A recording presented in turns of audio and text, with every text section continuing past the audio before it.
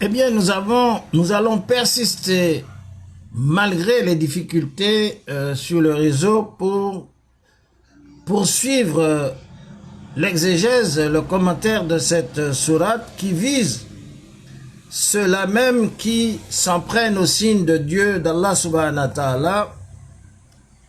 S'ils ne se détournent pas d'eux au moment où ceux-ci se mettent à s'en moquer, et cela n'aura pas de suite sur eux, car rien des comptes de ces gens-là auront à rendre pour ce péché ne leur incombera. C'est pour ça qu'il faut se distancier de ces gens qui vous oppriment. Il faut que vous désavouez même intérieurement leur comportement. Il reste à, comment dirais-je, publiquement aussi ne pas les soutenir ni les applaudir.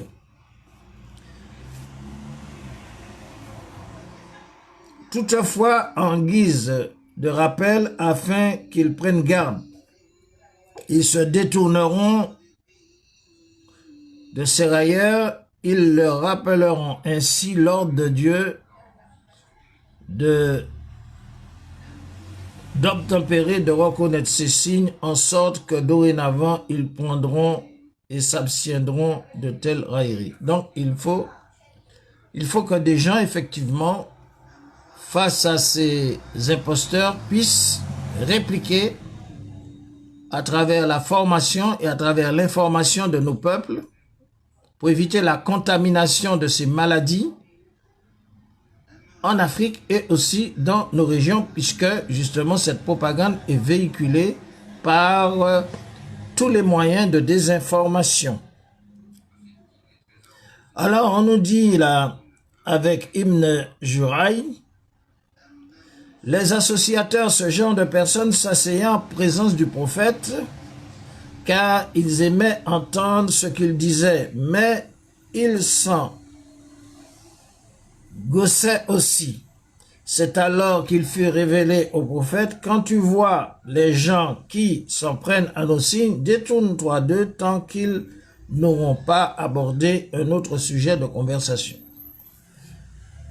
Ce qui signifie que les propos de ces imposteurs au Burkina, au Mali et au Niger sont des propos obscènes. Ce sont des propos blasphématoires par rapport aux croyants, par rapport aux imams, par rapport à Allah subhanahu wa ta'ala et par rapport à son prophète. Et donc ce sont des hypocrites. Ceux qui font ces exactions et qui se disent musulmans, qui s'appellent Ibrahim Traoré ou Assimi Goïta, ce sont des munafiqines, ce sont des hypocrites, ce sont des ennemis de l'intérieur de notre communauté.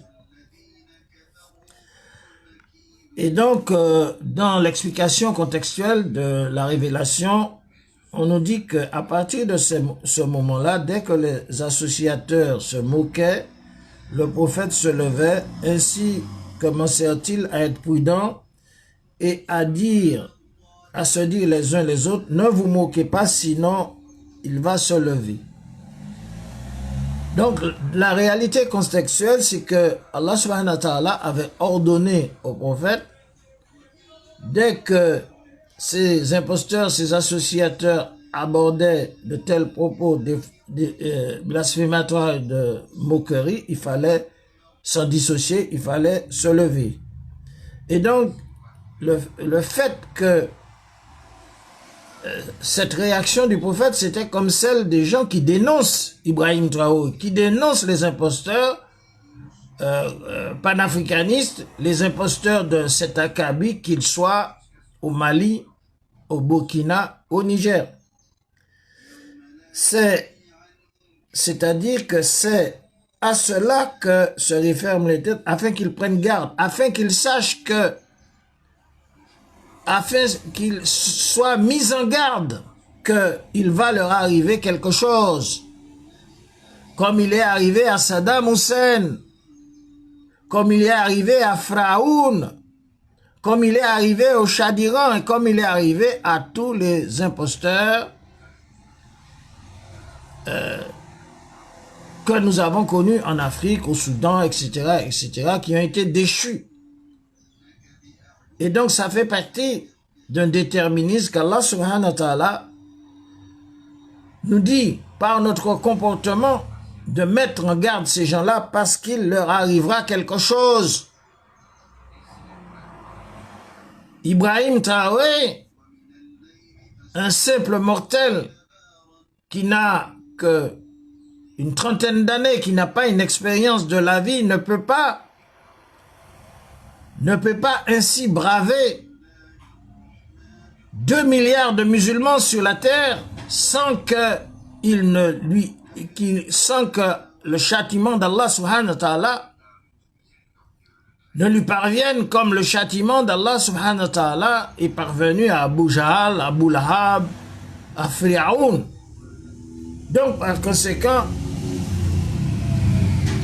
il n'y a rien qu'Allah subhanahu wa ta'ala ne puisse régler dans ce monde dans la mesure où nous prêtons attention à ces signes, à ces ayats, à ces versets et à l'enseignement de Muhammad sallallahu alayhi wa sallam et à sa mission.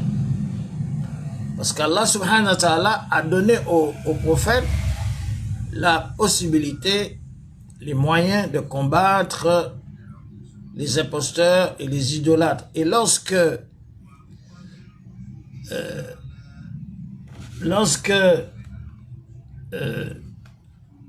des ignorants sans culture parlent de l'Afrique, parlent de l'esclavage, parlent du monde arabe, Allah subhanahu wa ta'ala, il a dit dans les versets du Coran qu'il faut combattre ceux qui combattaient les prophètes. Allah subhanahu wa ta'ala a décrété la guerre des prophètes.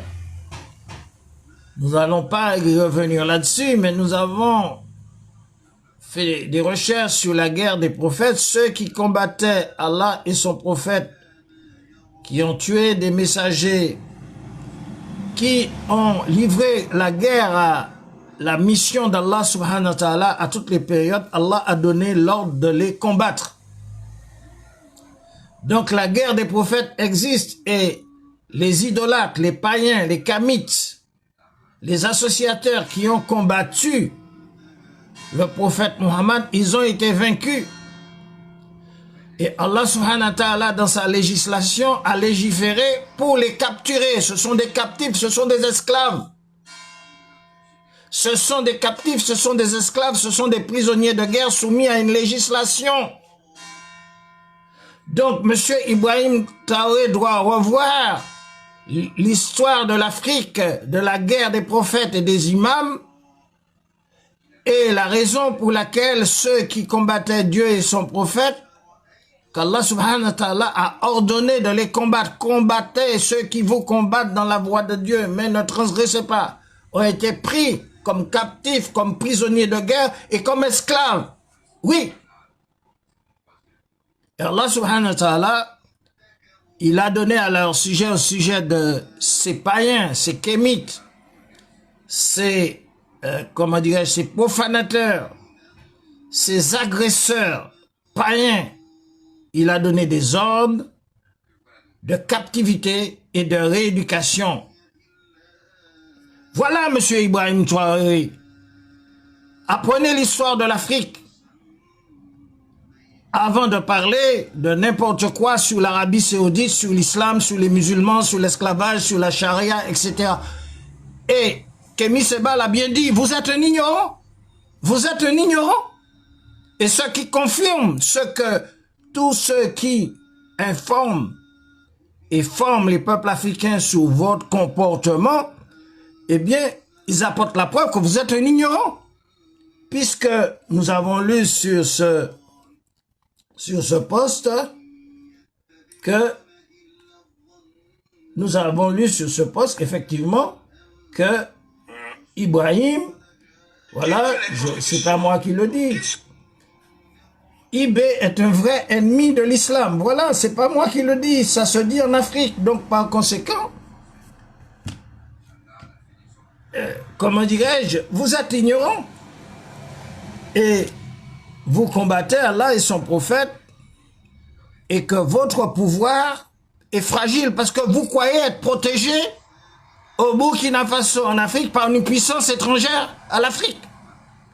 Donc vous avez un permis, vous avez un permis d'oppression, un permis de dictature, un permis de mort sur vos concitoyens, les stars de Pharaon.